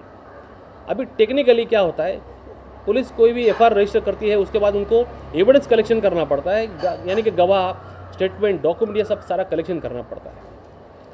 एफआईआर होने के बाद पुलिस ने क्या इसके अंदर इन्वेस्टिगेशन किया, सारे जो गवाह जो उन्होंने जो स्टेटमेंट रिकॉर्ड किया है, ये सारे जो गवाह है ये एम्प्लॉई है चारों आरोपी के, उनके पास काम करते थे, उनके पेरोल पे थे, उनसे सैलरी लेते हैं। ये सारे विटनेस अपने ओनर के खिलाफ या एम्प्लॉय के खिलाफ क्या बयान देंगे, स्टेटमेंट देंगे? नहीं दिए। सबका स्टेटमेंट साइक्लो स्टाइल यानी एकदम same to same statement copy paste करके वो डाला गया है। जो लिस्ट शायद आप मीडिया को भी मालूम है, हमने लिस्ट दी थी उनको, हमारे पास हमारे जो विटनेस जो थे, जो आई विटनेस थे, उनकी लिस्ट उनको दी थी, वो उनके बयान दर्ज नहीं किए, उनके statement has not been recorded and not has been file in the court. कुछ लोग तो ऐसे हैं लिस्ट में विटनेस की कि पहचान में नहीं आ रहे हैं, वो सेट पे थे ही नहीं, वो आई विटनेस नहीं है, कहीं से पकड़ के लाए, सिंटा के विटनेस लाए, सिंटा को तो आई विटनेस नहीं है वहाँ से। शाइनी शेट्टी इस केस के अंदर को प्रोड्यूसर थी, ये जो घटना के बारे में उसको जानकारी थी, वहाँ पर थी वो, लेकिन उसका assistant director, yes, she was assistant director एक केस के अंदर, वो आई विटनेस है। पुलिस ने उसको बुलाया, उसका स्टेटमेंट रिकॉर्ड किया रात को 9 बजे तक। बाद में उनका स्टेटमेंट इनकम्प्लीट रहा तो उन्होंने कहा कि आप जाइए, हम कल आपको बुलाएंगे। उनको कभी फिर से बुलाया नहीं, ना ही उनका स्टेटमेंट कोर्ट में फाइल हुआ। तनुश्री जी ये महिला है, ये जो मामला था सेक्सुअल हरासमेंट का, इसके बारे में इनका बयान जो मैजिस्ट्रेट के सामने यानी जज के सामने दर्ज करना ज़रूरी था। इनके बारे में वहाँ के जो सीनियर थे उन्होंने एक लेटर जारी किया था इनको कि इनका बयान कोर्ट के सामने लेके जाके उनका दर्ज करना चाहिए था। वो लेटर इन तक आज तक पहुंचा नहीं था। हमने कोर्ट में हमें मालूम पड़ा, उन्होंने जब ये चार्जशीट फाइल की, ये 20 समरी रिपोर्ट जो फाइल की उसके अंदर हमको वो लेटर मिला, तब हमें मालूम पड़ा कि ये केस के अंदर कितना सपरेशन हुआ है। पुलिस ने इनको लेटर दिया ही नहीं। अगर वो लेटर देते, इनका बयान कोर्ट के अंदर दर्ज होता, तो पुलिस को इस केस के अंदर आरोपी को, 4 आरोपियों को गिरफ्तार ही करना पड़ता था, उनको अरेस्ट करना पड़ता था। They would have been behind the bar, लेकिन पुलिस ने वो किया नहीं।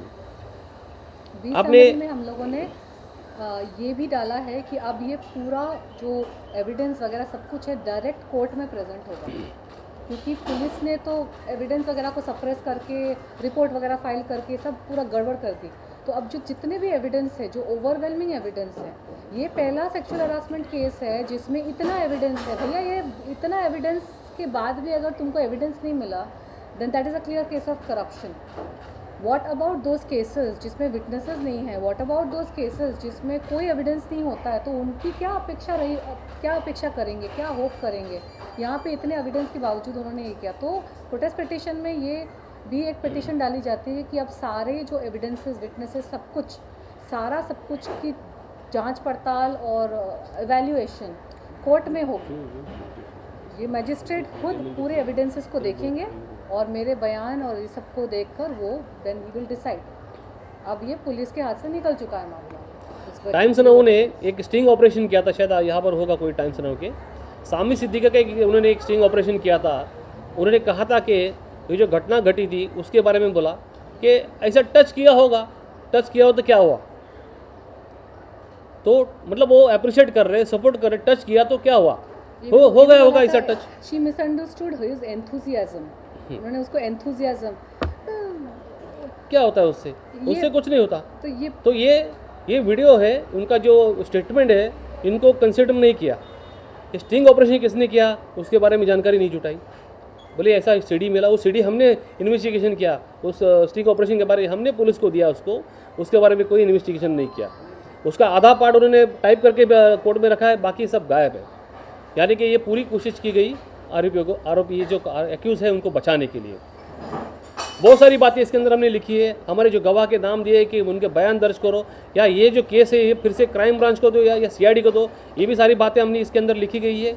और इनके साथ जिन्होंने जो अन्याय हुआ है, अत्याचार हुआ है, लाई डिटेक्टर भी टेस्ट हमने वो भी मांगा था हमने, वो भी लिखा है। जो सारे गवाह जो बोल रहे हैं कि उन्होंने देखा नहीं है, ये थे नहीं, उनकी सारी lie detector test, brain mapping and narco analysis test भी हमने मांगी थी। वो अभी भी आज भी हमारे पिटिशन में है। उसकी प्रेयर, स्पेसिफिक प्रेयर है, ये जो मामला सारा क्राइम ब्रांच को या सीआईडी को उसका हस्तांतर किया जाए, ट्रांसफ़र किया जाए, ये भी हमने मांग की है। हम अपनी बहुत सारे सुप्रीम कोर्ट के जजमेंट्स लगाए हैं उसके अंदर, और ये सारा देखते हुए हमारा केस बहुत ही स्ट्रांग हुआ है। और अभी we are near to our victory. 17 को हमारा आर्ग्यूमेंट होगा, हम जाएंगे, आर्ग्यू करेंगे उसको और देखेंगे फिर।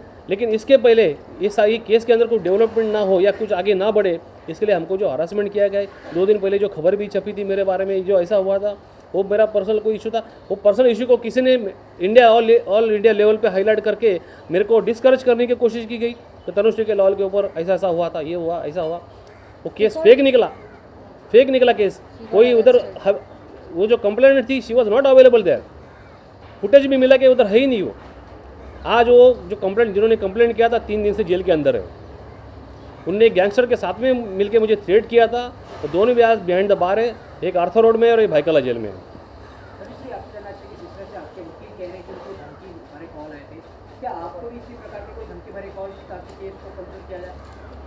मेरे को धमकी तो ओपन ही दी गई थी, क्योंकि नवभारत टाइम्स के न्यूज़पेपर में, अगर आपको याद होगा, पिछले साल मनसे ने धमकी दी थी। नहीं, उन्होंने धमकी दी थी कि यार मैं बिग बॉस में जाती हूँ तो बिग बॉस में जाकर तोड़फोड़ करेंगे। लेकिन इन लोगों ने एक और चाल चली थी आरोपियों ने, कि उन्होंने पूरे मामले को बिग बॉस का मामला बनाने की। इनकी स्टार्टिंग से चाल रही है कि अपनी गलती नहीं मानेंगे, कि मैं जो बोल रही हूँ उसको फ्रंट कैमरा हाँ घुमा के कहाँ से ऊट पटांग चीज़ें लाएंगे, बिग बॉस ये वो, जिनका कोई मतलब ही नहीं है, जिनका कोई तात्पर्य नहीं है, जिनकी कोई वैल्यू नहीं है, कोई अहमियत नहीं है इस केस के मामले में।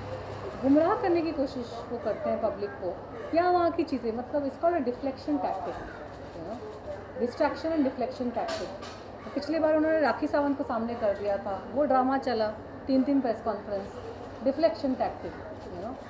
मेरे बारे में उल्टा सीधा बोल रही है, ये मेरी बेस्ट फ्रेंड है, ऊपर से दूसरा कुछ बोल रही है। ज़िंदगी में मैं मिली नहीं हूँ उससे कभी, उल्टा सीधा कुछ भी बोले जा रही, उसको आगे कर दिया, उसको पैसे दिए।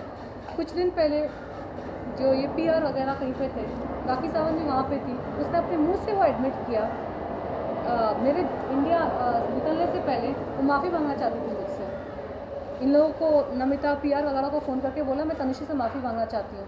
मैंने बोला भी उसने सोशल मीडिया में बोला भी उसने। पागल औरत को बोलो, पब्लिक में जब उसने घटियापन किया है तो पब्लिक में आके माफ़ी मांगे। और क्या मैं पागल हूँ क्या, मैं और पब्लिसिटी स्टंट उसके लिए हेल्प करूँगी? फिर उसके सामने जाके बोलती है दूसरे टाइम पे, तुमको पता है ना ये सब मुझे पैसे मिलते हैं ये सब बोलने के। किसने पैसे दिए थे राखी सावंत को ये सब उल्टा सीधा बोलने के लिए?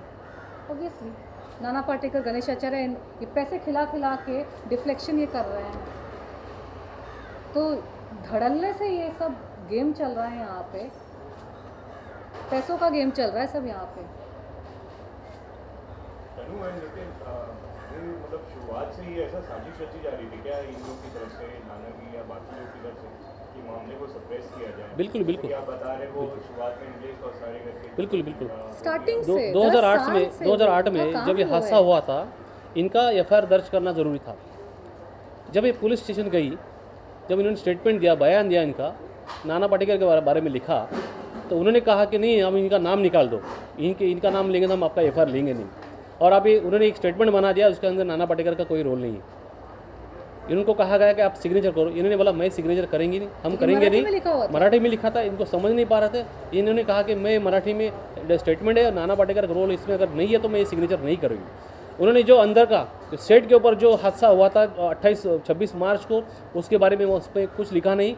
जैसे कि जो हादसा होने के बाद बाहर जो भगदड़ हुई या जो राइट हुआ, इनकी गाड़ी को डैमेज किया गया, उन्हें सिर्फ एक छोटा सा पार्ट काट छाट करके बस उतना ही लिखा कि इनकी गाड़ी को तोड़ा गया, इनके ऊपर हमला किया गया, इनके पिताजी का FIR लिया। बाकी सारी बातें छुपाई गई, सप्रेस की गई, और इनको इसके बारे में आज तक पता, इनको ऐसा लगे कि कुछ हुआ होगा, लेकिन उनका FIR लिया नहीं गया। और इसी दरम्यान इनको जो भी एडवोकेट इनको आके मिले, उन्होंने ये मामले को आगे बढ़ने नहीं दिया, इनको डाइवर्ट किया, इनका फोकस डाइवर्ट किया। इनको कहा गया कि चेक बाउंस का केस है, हम चेक बाउंस का करेंगे, हम ये करेंगे वो करेंगे, अगर वहाँ पर जाएंगे आप तो आपको जेल में जाना पड़ेगा, आपको 2 दिन लॉकअप में रहना पड़ेगा। ये सारी बातें इनको कहेगी। इनके घर पे आके इनको धमकाया गया था। ये सारा डेटा हमारे पास है, सारा एविडेंस हमारे पास है। इनके कुछ डॉक्यूमेंट कागजात भी वहाँ पर लेके गए, और ये शुरुआती तौर से इनको पूरी कोशिश की गई कि ये मामले को दबाया जाए। ये अभी 10 साल के बाद भी यही कोशिश हो रही है। तो सीधा आप लोग समझो ना, मैं 24 साल की थी और ये बुढ़े चारों 40 के ऊपर की उम्र की, इनके 40-50 के ऊपर की उम्र के थे। मुझ में कितनी अकल होगी 10 साल पहले, और इनमें कितनी अकल थी, क्योंकि सारे तो गुंडे हैं ना। इनका बैकग्राउंड चेक करो, इन चारों का आप लोग करो, चेक करो। नाना पाटेकर, सामी सिद्दीकी, राकेश सावंत और गणेश आचार्य, चेक करो कौन से बैकग्राउंड से आते हैं। मेरा बैकग्राउंड चेक करो, मैं कौन से बैकग्राउंड से आती हूँ। सारी जो ये शैतानी बुद्धि है, मैनिपुलेशन, ये जो आप बोल रहे हैं ना स्टार्टिंग से, ऑफ कोर्स मैं 24 साल की मिस इंडिया और फिल्म एक्ट्रेस, मेरी जो छोटी सी दुनिया, तो मैंने आपको बता दी, मेरी छोटी सी दुनिया वही थी। मैं घर से सेट पे जाती थी, डांस करना, एक्टिंग करना, मेकअप करके अच्छी सुंदर दिखना, और बस वापस घर। मेरे 4 दोस्त, 4 या 5 दोस्त, उन्हीं 4 या 5 दोस्तों के साथ रोज़ हर जब भी फ्री होती थी पार्टी करना, बस। उससे ज़्यादा मुझे नहीं पता था कुछ भी। ये पुलिस क्या होता है, ये कोर्ट वोट क्या होता है, ये सब क्या होता है, नहीं पता था मुझे। और कभी लाइफ में ऐसा कुछ हुआ नहीं है, तो कैसे संभाले वो भी नहीं पता था। फैमिली, माँ बाप छोटे शहर के, उनको भी कहाँ से पता रहेगा, कभी देखा ही नहीं है सब इतना तामझाम झमेला। और ये सब करने के बाद इनकी तो मैनिपुलेशन फट से शुरू हो गई, क्योंकि तो गुंडे लोग हैं। इन्होंने तो बहुत लोगों को परेशान किया, और ऐसी मैनिपुलेशन घोटाला करके ये लोग पार हो गए हैं। और भी क्या कुछ किया होगा इन लोगों ने, और भी कितनी लड़कियों के साथ क्या कुछ किया होगा, किसी को पता है? आपको नहीं पता, क्योंकि उनको कभी जेल नहीं हुई ना। कितनी लड़कियों के साथ क्या कुछ करके बैठे हैं, वी विल नेवर नो, क्योंकि इनके तो मसल पावर है, इनके पास पैसा है और शैतानी बुद्धि भी है ना, दबोच के रखते हैं सामने वाले को, कि डरा के रखते हैं कि सामने वाला की हिम्मत ही नहीं होती है। उसके नाम फाउंडेशन के बारे में किसी को भनक लग गई थी कि एक गड़बड़ फ्रॉड वगैरह करते हैं। 3 जर्नलिस्ट थे किसी छोटे शहर में, तो इन जर्नलिस्टों ने इंक्वायरी करनी शुरू करी नाम फाउंडेशन के बारे में। इन लोगों ने क्या किया, उन तीनों जर्नलिस्ट को,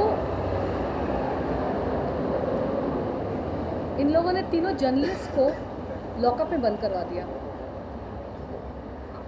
ये एक्टिविटी आप लोगों के साथ शायद नहीं हो सकती, क्योंकि आप लोग बॉम्बे के जर्नलिस्ट हैं, आप लोग मुंबई के जर्नलिस्ट से, बड़े बड़े पब्लिकेशंस के जर्नलिस्ट हैं, आप लोगों के पीछे भी लोग खड़े हैं, पावर है। लेकिन वो छोटे बेचारे जो 3 जर्नलिस्ट थे, छोटे शहर के थे, नवे, इन्होंने छानबीन शुरू ही की थी नाम फाउंडेशन के बारे में। बस इनको भनक लग गई, नाना पाटेकर और उसके ग्रुप को अंदर डाल दिया तीनों को। ये करता है तो आज कौन? भी अगर ये गलती एक्सेप्ट करते तो आप माफ करेंगे? सॉरी, हाँ अगर ये लोग गलती एक्सेप्ट करते हैं तो फिर आप क्या माफ करेंगे? देखिए, माफ़ी का मतलब अगर आप बोल रहे हैं कि मैं केस ड्रॉप कर दूंगी, no, that is not going to happen.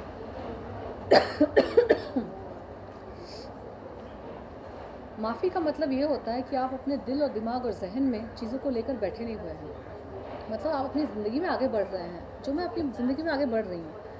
लेकिन इन लोगों को छूट देना सही नहीं है, क्योंकि इन्होंने अपनी गलती मानी नहीं है। और ये तो हाइपोथेटिकल सिचुएशन है, गलती मानेंगे, माफ़ी मांगेंगे, तब का तब देखा जाएगा। गलती मानी नहीं है, माफ़ी मांगी नहीं है, उल्टा इन लोगों ने पिछले 1 या 1.5 साल में जब से बात उठी है, और उन्होंने अपने गुनाह बढ़ा दिए हैं और हरासमेंट कर दिया है। तनुश्री जी, इस वक्त जो भारत में मी टू मूवमेंट का जो छवि है, आप उसे किस प्रकार देखते हैं? वेल, मैं उसको वैसे ही देखती हूँ जैसे कि वो है। कुछ जगहों पे सक्सेस हुई है, जैसे कि अनु मलिक को निकाल दिया गया, पहली बार निकाला। मुझे तो आश्चर्य हुआ कि उनको वापस शो में डाल कैसे दिया था। खैर, फिर से उनको निकाल दिया गया, उसको एक सक्सेस माना जा सकता है।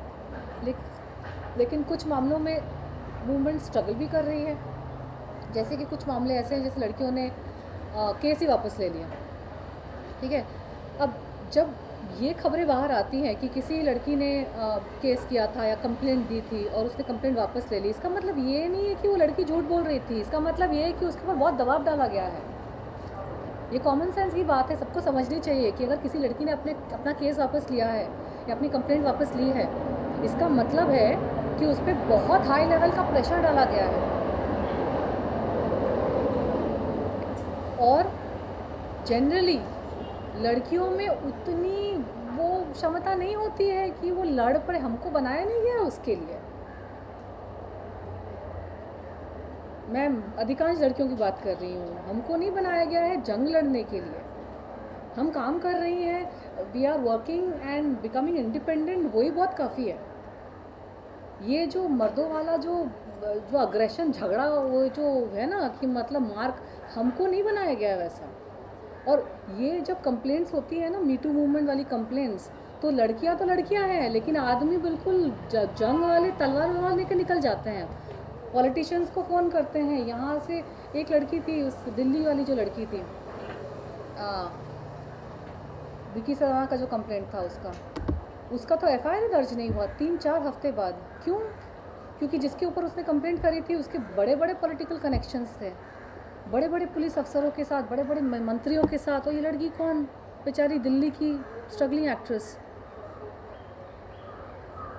तो ये भी देखो ना, वो तो सारा ऑल गन्स आउट, आदमियों के सारे गन्स निकल जाते हैं। ऑब्वियसली आदमी खराब है ना, वरना तो लड़की को परेशानी क्यों करता। एक ऐसा आदमी जो किसी लड़की के साथ झगड़ रहा है, लड़की के साथ उसकी प्रॉब्लम हो रही है इस लेवल पे, हरासमेंट के लेवल पे, मतलब इश्यूज़ हैं, तो अब कंप्लेन कर रही है, तो ये सारा निकल रहा है, तो लड़कियां कभी बैकआउट हो जाती हैं, हिम्मत नहीं होती है सबकी।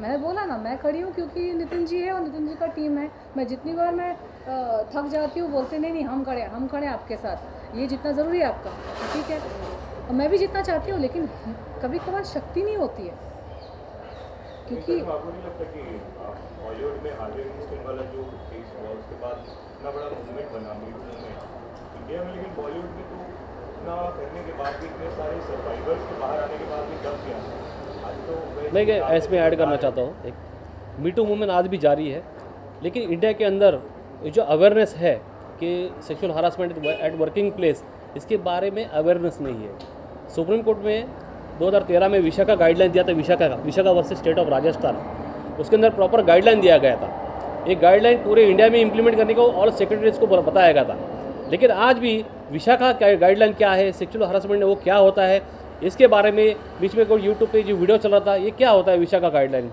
फिल्म इंडस्ट्री में कुछ बोलते हैं, एक्टर्स बोलते हैं ये क्या होता है, ये कुछ यूजलेस है, इससे कोई मतलब नहीं है। यानी कि सुप्रीम कोर्ट को इंटरवेंशन करने के बाद भी आज जनता को, लोगों को या फिल्म इंडस्ट्री में लोगों को मालूम नहीं है sexual harassment eight working place के बाद क्या एक कमेटी फॉर्म करना चाहिए, अगर किसी महिला की शिकायत आती है तो उसके ऊपर क्या एक्शन लेना चाहिए, कैसे लेना चाहिए, इसके बारे में कोई जानकारी नहीं है।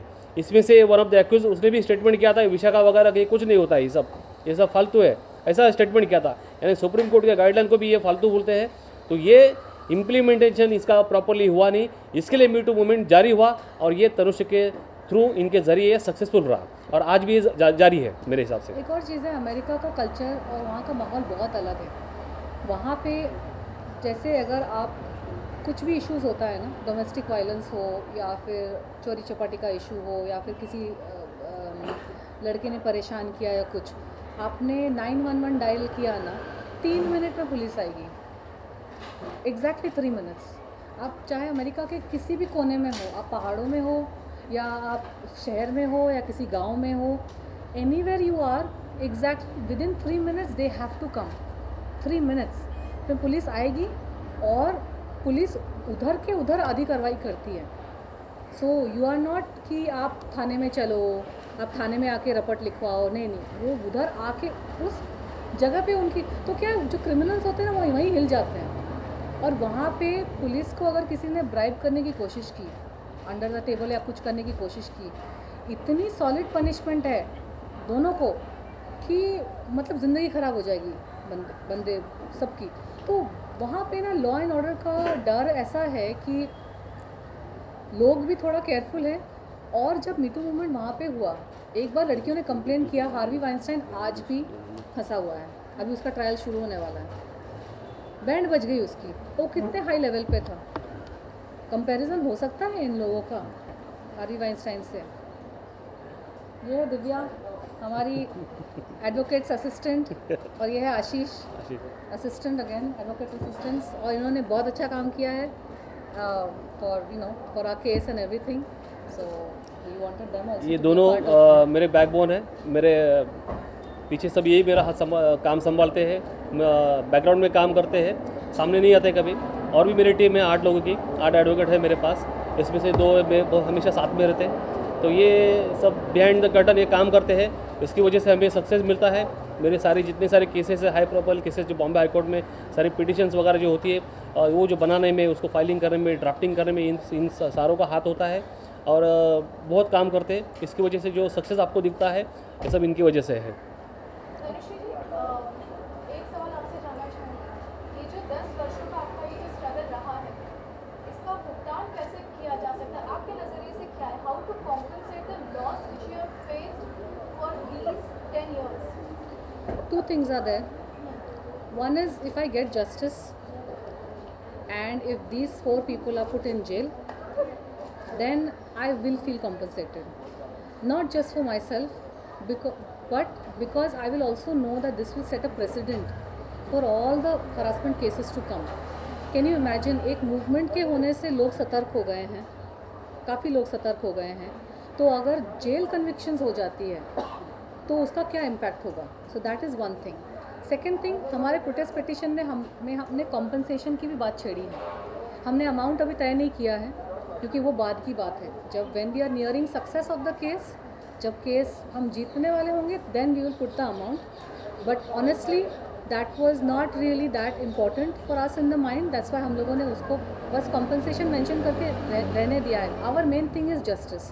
ये मैं चाहती हूँ कि ये अरेस्ट हो, मैं चाहती हूँ कि उनको 3rd डिग्री ट्रीटमेंट मिले, चारों के चार, पांचों को, including Rakhi Sawant, 3rd degree treatment मिले एंड कम से कम इनको 6 महीने की मिनिमम इनको जेल हो अनइंटरप्टेड। मिनिमम हमारे कंट्री में बहुत सारे गुनाहों के लिए बेल वेल पे घूमते रहते बाहर क्रिमिनल्स, पनिशमेंट नहीं होती है इनको। लेकिन हरासमेंट का केस है, स्पेशली सेक्सुअल हरासमेंट का जो केस होता है लेडीज़ के ऊपर, ये बहुत दिक्कत दे देता है लेडीज़ को, क्योंकि जॉब वॉब छूट जाती है, काम वाम छूट जाता है, आपके लाइफ के जितने प्लान्स हैं वो डिस्टर्ब हो जाते हैं। And I am a single woman, I have to work, you know, I have to work. How will I sustain myself? How will I manage my life if I don't work? And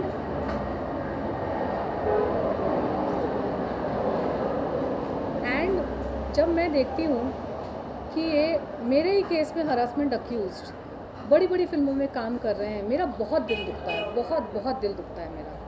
क्योंकि मैं एक time था जब मैं set पे जाके मैं गाना शूट करती थी, मैं डांस करती थी, मैं एक्टिंग करती थी, यू नो, और इन लोगों ने सब कुछ ख़राब कर दिया। और आज ये इनको बड़ी बड़ी फिल्मों में ये कास्ट कर रहे हैं, डायरेक्टर्स, प्रोड्यूसर्स और एक्टर्स, और ये काम कर रहे हैं और मेरे पास काम नहीं है। ये गलत है, ये बहुत गलत है, सरासर गलत है, क्योंकि मैंने कोई गलती नहीं की थी to deserve something like this. I don't deserve something like this. I deserve to be working, I deserve to be successful, and I deserve all the opportunities in life, not them, not them. मामला कौन सी court में है? ये मामला अंधेरी के railway mobile court में है, अंधेरी magistrate court अंधेरी, जो मुंबई के जो अंधेरी लोकेशन जो है वहाँ पर railway mobile court, lower magistrate court, yes. And the worst thing is they got away. Lower court में तो आपको लगता है कि लड़ाई तो फिर अभी काफ़ी लंबी हो सकती है?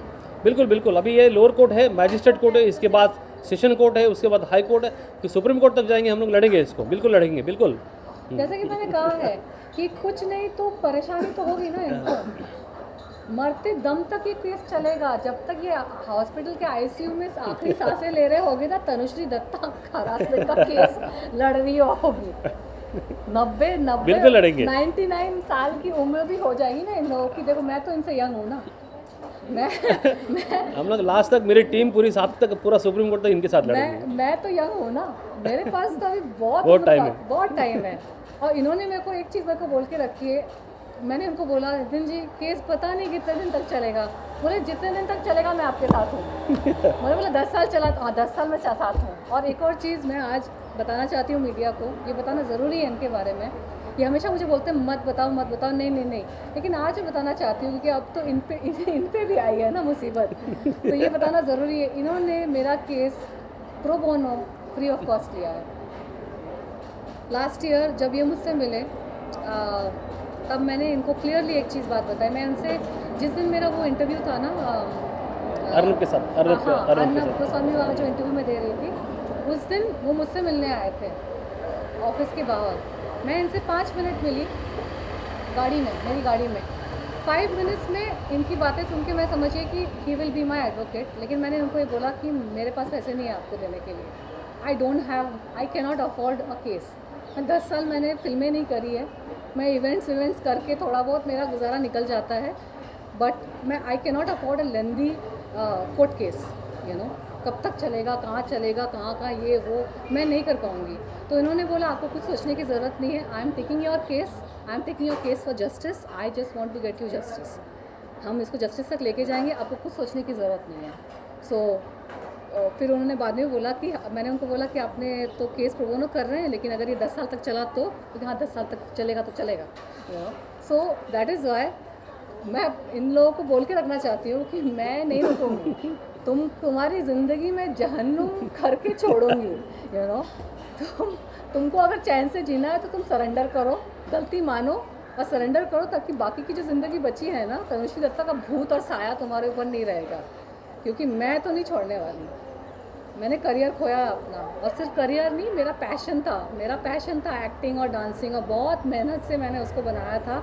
और ईश्वर की कृपा से मुझे अपॉर्चुनिटीज़ मिली थी। मैं उन लड़कियों में से नहीं हूँ कि जिनका फैमिली बैकग्राउंड है और कोई बड़ा स्टार उनको सपोर्ट कर रहा है या कोई उनको प्रमोट कर रहा है, फिल्में दिला रहा है। सारा सब कुछ मुझे ईश्वर की कृपा से और अपनी मेहनत से मिला, छोटा छोटा भी मिला, मैंने उसमें काम किया और वो भी मुझसे छूट गया इन लोगों की वजह से। तो मैं तो नहीं छोड़ूंगी, पक्का है ये। और ये लेसन है, सीख है सारी लड़कियों के लिए, सारी लड़कियों के लिए और सारे मर्दों के लिए जो लड़कियों को परेशान करते हैं कि भैया सब बच के रह जाओ कि दूसरी तनुश्री दत्ता पैदा होएंगी अभी सारी, यू नो। तो अब कांड मत करना कोई उल्टे सीधे। तो ढीठ जो अब सनक गई है ना मेरी, तो अब ये सनक चलेगी अब, जब तक कि मुझे कॉम्पनसेशन, जस्टिस और जब तक कि मेरी लाइफ रेजरेक्ट नहीं हो जाती फिर भी चलेगी बस। मेरे साथ ये बात बताना चाहता हूँ, मेरे साथ जो टीम है, आशीष है, दिव्या, ये भी इनका भी कमिटमेंट है आखिरी मोमेंट तक, लास्ट तक ये साथ में रहेंगे, तनुश्री के साथ में रहेंगे, बोले सुप्रीम कोर्ट तक चला जाए मामला। हाँ,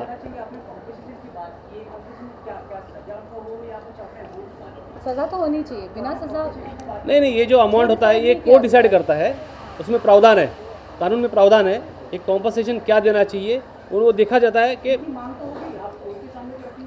मांग तो मांगेंगे हम लोग। हाँ, वो हमने अमाउंट अभी डिसाइड नहीं किया क्योंकि वो हमारे लिए प्रथम इम्पोर्टेंस नहीं था, क्योंकि वो कोर्ट की प्रोविज़न है, तो इसलिए हम लोगों ने कंपनसेशन की बात रखी है। लेकिन क्या अमाउंट होगा, क्या होगा, वो मेरे टैक्स रिटर्न्स उन दिनों, उस ज़माने में जब मैं काम कर रही थी, मेरी कितनी इनकम हुआ करती थी, वो सब देख दाख के, मतलब ये जो मेरा गैप हो गया है कितना मेरा, वो सब देख दाख के कोर्ट डिसाइड करेगा, हम लोग बाद में सोचेंगे। वो मेरा प्रायोरिटी नहीं है, मेरा प्रायोरिटी है जस्टिस पाना, उनको सज़ा दिलाना। सज़ा से मैं कॉम्प्रोमाइज़ नहीं करूँगी, सज़ा तो इनको मिलनी चाहिए। ऐसा नहीं कि पैसे दे के छूट जाएंगे, मैं बिकाऊ नहीं हूँ, I am not for sale. सज़ा होगी, सज़ा, I am pushing for punishment, क्योंकि सज़ा होगी तभी इनको अकल आएगी। तुम हर चीज़ को तुम पैसे दे के खरीद लोगे, ऐसा नहीं चलेगा। गलती की है तो तुमको गलती की भरपाई ऐसे करनी पड़ेगी ताकि दुनिया को और सबको ये सीख मिले कि you will not get away with it. सज़ा तो होगी 100%, लेकिन कंपनसेशन की बात है, वो बाद में देखेंगे, पता नहीं क्या। Any questions? आपने जो पिटीशन फाइल की है तो उसमें राखी सावंत के खिलाफ भी कुछ उसमें ऐड किया है क्या? जी नहीं, उसका रोल करेंगे। अभी करेंगे, उसमें वो ऑप्शन है, अभी हमको एडिशनल अभी फाइल करना है, उसके बारे में भी ऑलरेडी कंप्लेंट दर्ज हो चुकी है, पिछले साल हमने डाले थे उशीवारा पुलिस स्टेशन में। वो सारे डॉक्यूमेंट हमारे पास आना बाकी था, इसलिए हमने वो ऑप्शन अभी प्रिजर्व रखा है कि अब बाद में एडिशनल रिप्लाई फाइल करेंगे, उसमें लाएंगे सारी चीज़ें।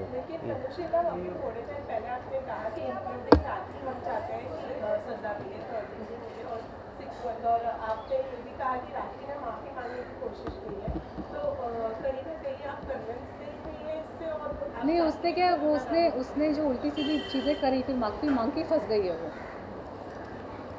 तो एडमिशन है उनकी तरफ से, एडमिशन के उन्होंने गलत किया है।